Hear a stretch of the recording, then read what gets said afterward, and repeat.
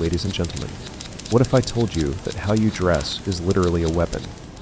Not fashion, not style. An actual weapon that billionaires use to dodge scrutiny, win public trust, and control the whole conversation. Today we're going to break it all down. Stick around.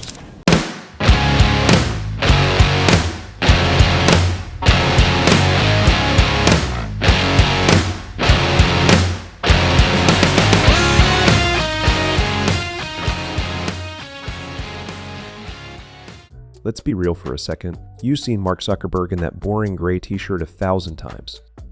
And you probably thought, okay, this guy clearly doesn't care what he wears. Wrong. Dead wrong. Those t-shirts, they're made by Brunello Cucinelli. That's around $400 a piece.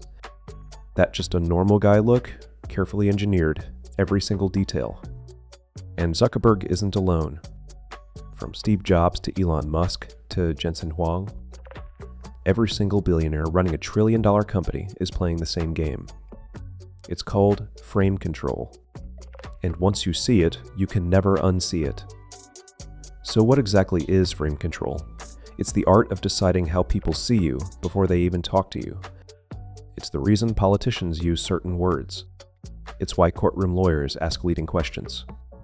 It's why certain news channels always seem to find evidence that supports their side.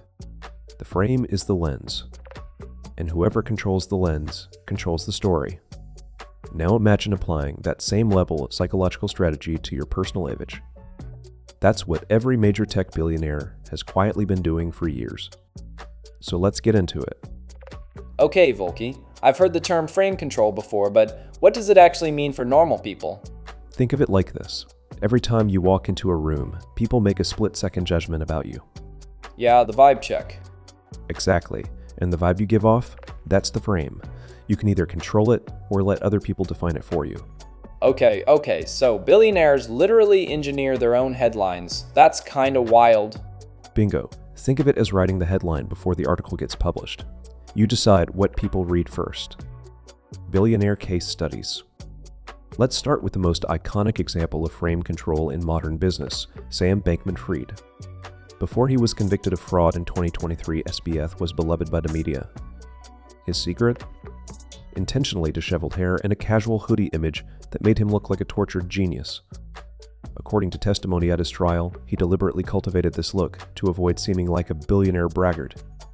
He wanted people to think, this guy is so deep in ideas, he doesn't have time to comb his hair. At Jane Street Capital, where he started his career, this look actually got him bigger bonuses. People projected genius onto him, based entirely on his appearance. That is, frame control at its rawest. Now, let's talk about Steve Jobs. Early in his career, Jobs dressed like a standard Silicon Valley exec. But once he wanted to shift his public image, he went to Japanese-French designer Issey Miyake. He commissioned a black turtleneck, hundreds of them, paired with Levi's jeans and New Balance 991. The message was crystal clear. I'm creative. I'm approachable. My products are for everyone. 3 pieces of clothing. 1 powerful, deliberate narrative. No accident. Then there's Jensen Huang, CEO of NVIDIA, the company that powers the entire AI revolution. For over 20 years, every single public appearance, a black leather jacket. Sometimes sleek. Sometimes motorcycle style with zippers. But always black, always leather. In 2016, on Reddit, he literally identified himself as the guy in the black leather jacket. NVIDIA is now worth over $2 trillion. Huang could wear anything. He chooses the jacket on purpose. The frame, rebel, innovator. Someone who doesn't follow the rules, he makes them. And then we've got Zuckerberg again, gray t-shirt, gray hoodie, jeans. Rotating cycle. Same fit, different day. He once showed the world his entire closet on Instagram, row after row of identical outfits. The message: I'm not a power-obsessed mogul. I'm just a regular guy building tools for regular people. Meanwhile, he's one of the most powerful individuals on the planet. The $400 Brunello Cucinelli t-shirt says, regular guy. The frame control says, don't regulate me. And let's not forget Sam Altman, II's new poster boy, always rolling up his sleeves, always those sunglasses. When he needs to impress lawmakers, he cleans up perfectly. He knows when to shift the frame. Every single one of these guys understands one thing: image perception is power. Okay, wait, so Zuckerberg is literally wearing a costume? Like that's the strategy? Not a costume. A calculated uniform. There's a big difference. A costume hides you. A uniform broadcasts a message. And the message is, I'm just like you. Please don't break up my company. You're starting to get it. It's called the halo effect. When people like you personally, they defend you publicly. So the gray t-shirt isn't about being lazy. It's literally a shield. Exactly. The halo makes criticism slide off you. Governments, regulators, media, they all soften when the public's on your side. The halo effect and how you can use it. The halo effect is real, and it's been studied in psychology for over a century.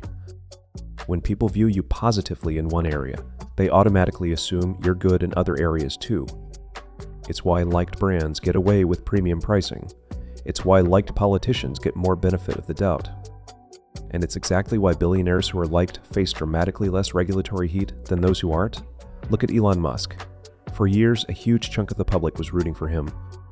The Tesla mission, the SpaceX rockets, the saving humanity from itself, energy. The halo was enormous. That halo bought him years of goodwill, even as his companies faced controversies and investigations. When you control the frame well enough, people actively defend you when others try to attack. Now look at Jack Dorsey. His frame was never as tight. The style went all over the place. A Zoom call where he looked totally disheveled made global news. People genuinely worried about him. Unclear frame, blurry image, no control of the narrative. Now here's the part that actually matters for you, because you're not a billionaire. Yet, frame control isn't about money. It's about intention. It's about deciding what one specific message you want people to feel when they see you: trustworthy, creative, disciplined, a quiet force, a disruptive thinker. You pick the message. Then you build every part of your appearance around sending that signal consistently. Satya Nadella at Microsoft: classic, conservative, reliable. That is Microsoft's brand in a person. Tim Cook at Apple: blue jeans, calm, nothing flashy, signals business as usual. Stability, trust. These are not random choices. These are strategic branding decisions made by some of the smartest executives alive.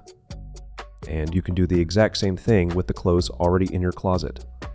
When you control the frame, you control what people remember about you. Alright, so to sum it up, every billionaire basically has a personal brand operating 24/7 whether they admit it or not. Exactly. And the ones who engineer it deliberately are the ones who survive the longest in the public eye.